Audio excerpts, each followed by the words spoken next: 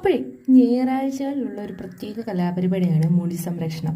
അപ്പോൾ ഇന്നൊരു താളി ഉണ്ടാക്കാമെന്ന് വെച്ചു. അപ്പോൾ അതിനെ പോയി ചെമ്പരത്തിയില വെച്ചിട്ടുണ്ട്. ചെമ്പരത്തിയുടെ പൂ നോക്കിയപ്പോൾ അവിടെ ഒന്നുമില്ല. അപ്പോൾ ഇത് അരയ്ക്കുന്നതിന് മുമ്പ് നമ്മുടെ തലയിൽ നിറയെ എണ്ണ തേക്കണമല്ലോ, അങ്ങനെയും കൂടി ഉണ്ടല്ലോ. അപ്പോൾ ഞാൻ വിചാരിച്ചു താളി ഇടുന്നതിന് മുമ്പ് എണ്ണയൊന്നും തേക്കാമെന്ന്. കാരണം മുടിയൊക്കെ ഒന്ന് നല്ല വൃത്തിക്ക് എണ്ണ തേച്ചിട്ട് കുറേ നാളുകളായി കേട്ടോ. അപ്പോൾ ഞാൻ നന്നായിട്ട് മുടിയിൽ എണ്ണയൊക്കെ തേച്ച് കൊടുക്കുന്നുണ്ട്.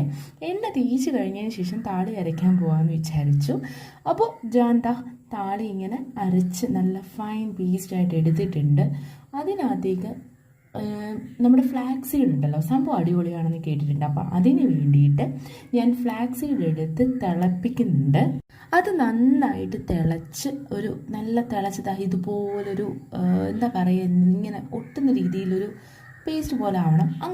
അങ്ങനെ അത് നമ്മുടെ താളിയിൽ മിക്സ് ചെയ്ത് ഇങ്ങനെ കുഴന്നായിട്ടുണ്ട്. അങ്ങനത്തെ ഒരു കൺസിസ്റ്റൻസിയിലാണ് നമ്മളത് തലയിൽ തേച്ച് കൊടുക്കുന്നത്. ഞാനപ്പോൾ നമ്മുടെ തലയിലൊക്കെ തേച്ച് കൊടുക്കുന്നുണ്ട്. പുറത്തോട്ട് നോക്കുന്നതെന്ന് പറഞ്ഞാൽ ഞാൻ പുറത്ത് നിന്ന് ചെയ്യുന്നതുകൊണ്ട് തന്നെ റോഡിൽ കൂടെ ആൾക്കാർ പോകുന്നുണ്ട്, അതാണ് ഞാൻ നോക്കിയത്. അപ്പോൾ നന്നായിട്ട് ഞാൻ സ്കാൽപ്പിലും മുടിയുടെ തുമ്പത്തും ഒക്കെ തേച്ച് കൊടുക്കുന്നുണ്ട്. സംഭവം ഇത് തേച്ചാലുള്ളതെന്ന് പറഞ്ഞാൽ നമ്മൾ നിൽക്കുന്നിടത്ത് മൊത്തം വീഴും, അങ്ങനത്തെ ഒരു പ്രശ്നമുണ്ട് കേട്ടോ. അപ്പോൾ നന്നായിട്ട് തേച്ചൊക്കെ കൊടുത്ത് ഞാൻ മുടി നല്ല വൃത്തിക്ക് ഇങ്ങനെ വട്ടക്കെട്ട് കെട്ടി വെച്ചു. അത് ഏകദേശം ഒരു 10-15 മിനിറ്റ് ഇരിക്കാം. പിന്നെ തുമ്മലൊക്കെ ഉള്ളവരാണ്, എന്നെപ്പോലുള്ളവരാണെന്നുണ്ടെങ്കിൽ അധികം നേരം വെക്കണ്ട, കാരണം തണുപ്പിറങ്ങും, പനി പിടിക്കാൻ ചാൻസ് ഉണ്ട്. അപ്പോൾ നന്നായിട്ട് തേച്ച് കുറച്ച് നേരം കഴിഞ്ഞ് ഞാൻ കുളിച്ചു. ഇത് അടുത്ത ദിവസമാണ്. മുടി ഇങ്ങനെയാണ് കിടക്കുന്നത്. അപ്പോൾ ഇത്രയേ ഉള്ളൂ. അടുത്ത വീഡിയോയിൽ കാണാവേ.